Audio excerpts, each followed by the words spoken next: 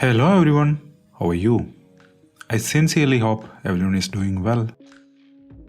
This time we are going to explore a relevant and recent topic: what cloud computing is.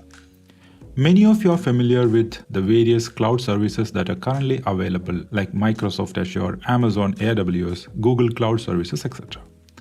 There are already a ton of in-depth tutorials online, so we won't be talking about such services here. Instead, we'll be talking about what the cloud is specifically.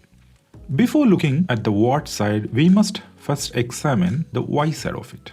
That is, why cloud emerged as a service. A little bit of history is required for that. Computer was originally developed for scientific research, industrial applications and such.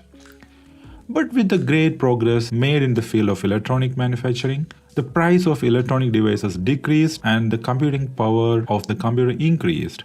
The emergence of personal computers that we see today and their popularization took place.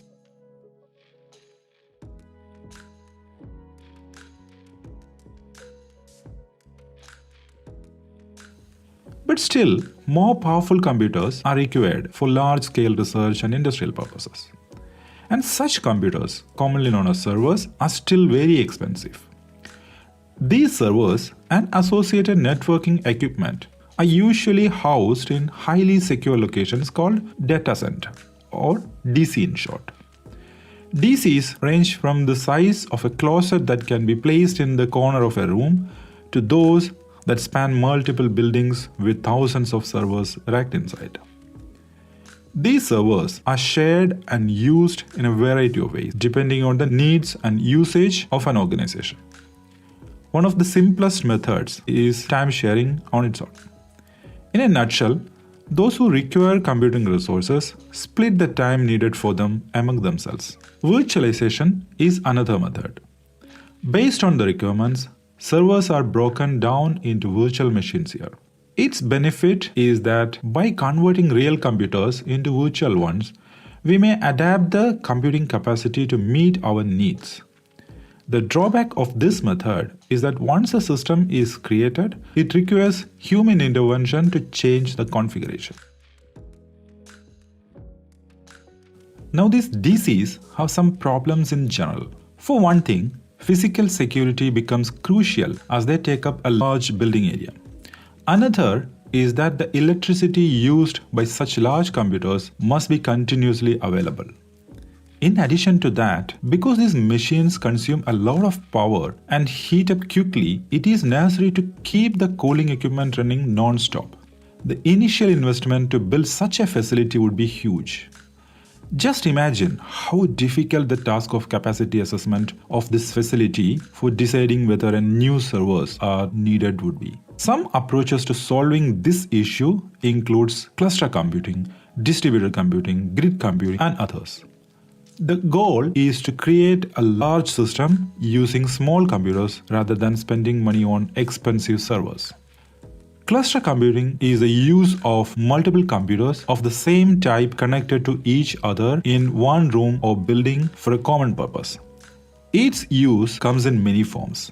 As we said earlier, we can make a large computer or we can use cluster computers in high availability mode to make our service available uninterruptedly even if one computer fails in a process. Another example is building a powerful system using a single board computer like the Raspberry Pi. We get a single board computer for $50 to $60. Multiple of them can be connected together to form a large, powerful cluster. Distributed computing and grid computing are methods of harnessing the power of a large computer by sharing the unused resources of smaller computers to perform a resource-intensive process. That is, when a process with a large demand of resources starts, the resources of other small computers in the network are shared to fulfill the demand. The protocol we use here to carry out a process from one computer to other computers and bring back its results is called remote procedure call. Some companies have even built distributed supercomputers for their business. Meanwhile, cloud computing is all about providing the computing power we need through the internet. This means making available any computer resources needed by the user such as servers, network, storage, artificial intelligence, etc. over the internet. Now let's look at some of the features of cloud computing. The first is that we can build the computer directly using a software in the configuration we require without the assistance of anybody else. And this configuration can easily be changed as and when required. As a result, businesses can create as many computers as they need without incurring the cost of constructing their own data center, and then return them when they are no longer required. The second is its availability. That is, in a data center based system, the network delay of a company's private computer that can be used from another location in the world will be very high. At the same time, almost all public clouds today have their servers located in almost every location in the world. It can be used from the nearest location and the service can be made available to users relatively quickly. Another is that if our program needs more resources such as computing power, storage space, etc., than is currently available while it is being executed, the computer can automatically make them available. This is called dynamic resource allocation or resource pooling. That is, resources are allocated when needed and freed when not needed. Another peculiarity is that almost every public cloud service today charges a fee only for the services we use. Therefore, a huge initial investment can be avoided. Cloud deployment can generally be divided into 4 categories: public, private, community, and hybrid. The public cloud is the cloud that we see in general today, that of Microsoft or Amazon, Google, etc. Its advantage is the availability in multiple locations and pay-as-you-go fees, as we mentioned earlier. However, a lot of people refrain from using public cloud in case of sensitive data. Private clouds are useful in these situations. Despite this can be compared to a data center, it offers a number of benefits of cloud computing. Software-defined computers, on-demand resource pooling, and rapid resource allocations are a few examples. On the other hand, due to the high construction expenses associated with a private cloud, a community cloud is defined as the sharing of a private cloud by multiple organizations as opposed to a single organization directly investing in a private cloud. Comparing community cloud to private cloud, more resource sharing is also possible.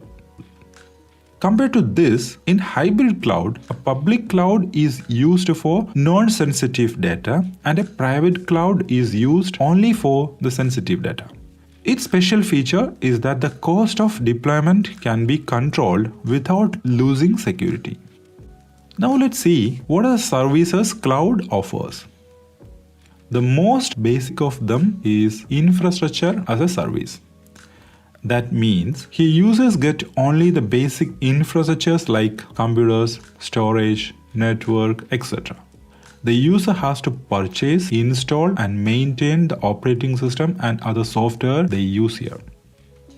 Next one is called platform as a service.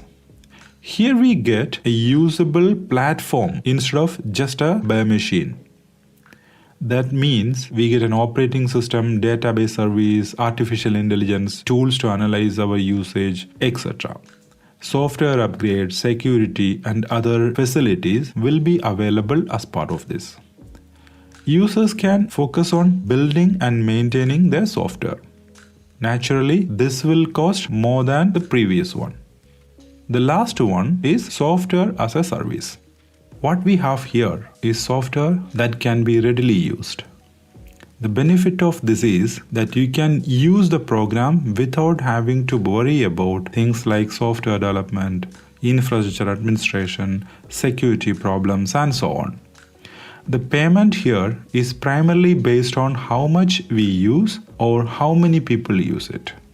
Some examples include email service like Outlook 365, streaming services such as Netflix, Amazon Drive. I truly hope everyone enjoys this video and conclude with a humble reminder to leave your comments and recommendations, like the video, subscribe to the channel and so on.